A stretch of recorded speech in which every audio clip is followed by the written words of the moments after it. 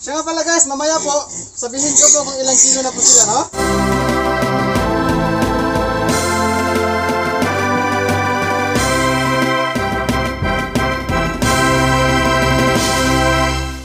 King's VitaPlus Animal Feed Supplement. Okay. Hello mga baboy! Dik, dik, dik! Ito na sila guys, oh. So sila ngayon guys ay 2 weeks old na po since buying. Ayan guys, mother pig. Babanlawan ko muna saglit guys ha, bago tayo punta sa aking fatty nurse.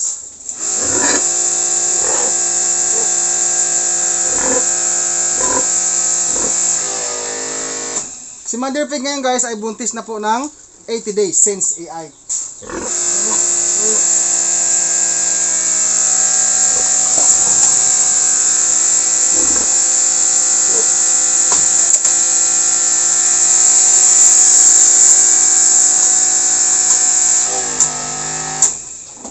Okay, so this time, mag-ready tayo ng feeds ni Mother Pig.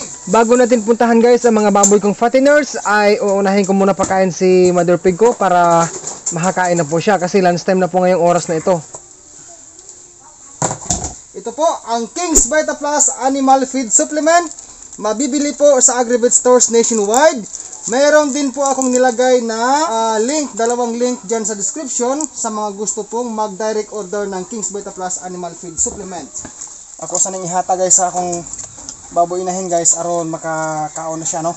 Kasi karong orasa guys ay lunch time na niya. So kinahanglan dili lapasan o tugay nga oras ang iyahang pagkaon. Mother Pig, come on!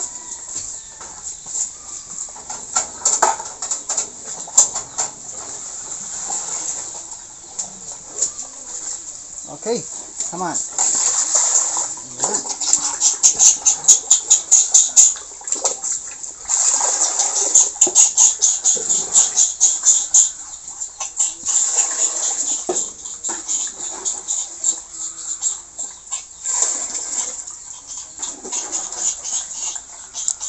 Dito sa aking guys, backyard piggery ay sadyang ganito lang po ang simpleng sistema ni Dodong sa akin pong babuyan, no?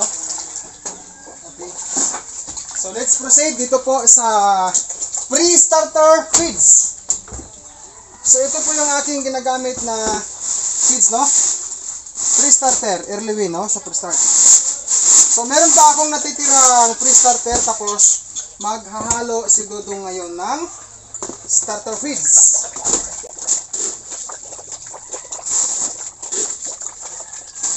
Ganito lang guys, oh, mabilis maghalo guys. Okay, beginners ha, maglagay tayo ng face mask para yung alikabok ng feeds ay hindi natin malanghap. Ganito guys, oh, ang mabilis po na paghalo.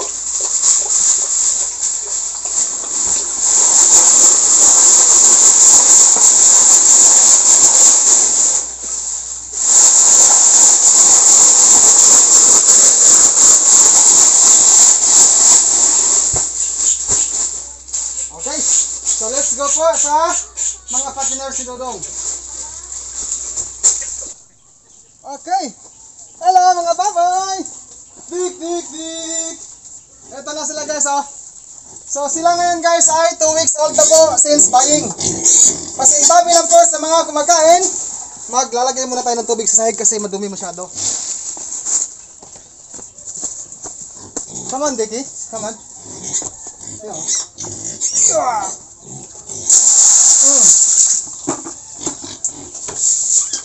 Tik. Yung sprayer kasi nasa kabilang kulungan kasi.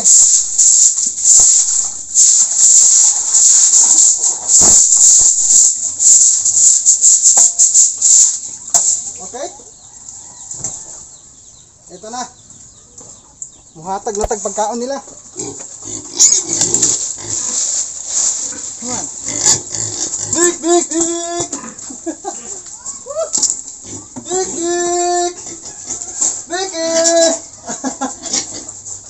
Hagupan ng mga baboy ko guys. Okay. Siya nga pala guys, mamaya po, sabihin ko po kung ilang kilo na po sila, no? Bago tayo ng starter. Yun. Sige, kaon. Dili, kaon, dik, dito. Ay, halika, dali. Okay.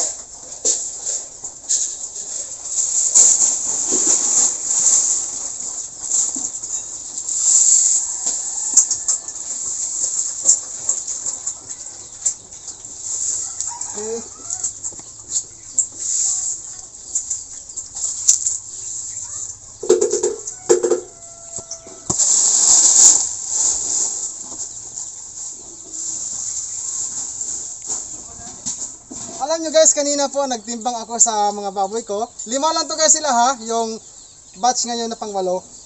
Ito guys oh, yung malaking baboy guys, yung umabot noon ng 16 kilos pagbili ko mismo sa araw na yon. Tapos ngayon po, umabot siya guys ng 25 kilograms yung malaki. Ang sumunod po, 24 kilograms. Yung pangatlo, 24 again. Ang pang-apat is 22.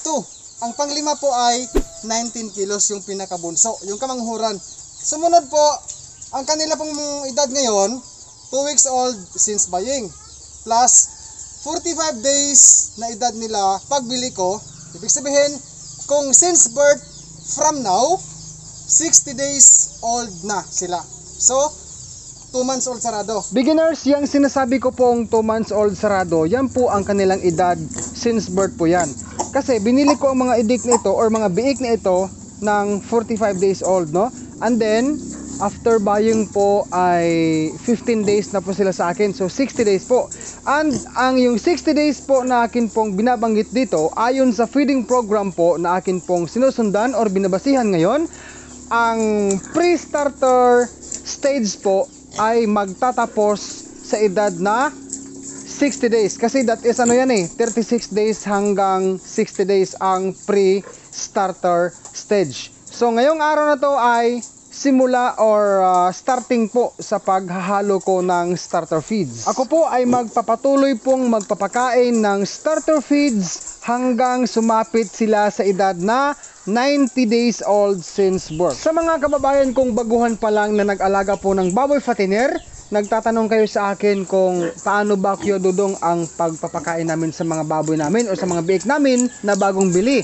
So ang feeding guide po viewers ay nilagay ko po yung link nun dyan sa description na maaari pong makakatulong sa iyo gabay po sa pagpapakain ng mga baboy fatteners, no? Shout out po kina Dan Erwin watching from Iba, San Isidro, Davao Oriental. Shout out kanimo bossing. Shout out also kay Lilia Pay watching from Malaysia. Shout out po bossing. At syempre po guys sa inyong lahat viewers. And thank you so much for watching this video. Sa mga hindi pa ho dyan nag-subscribe, mag-subscribe ka na po and i-click mo ang notification bell para po updated ka palagi sa mga bagong uploads ko sa pag-aalaga ng baboy. Mabuhay po kayo guys and God bless po sa ating lahat.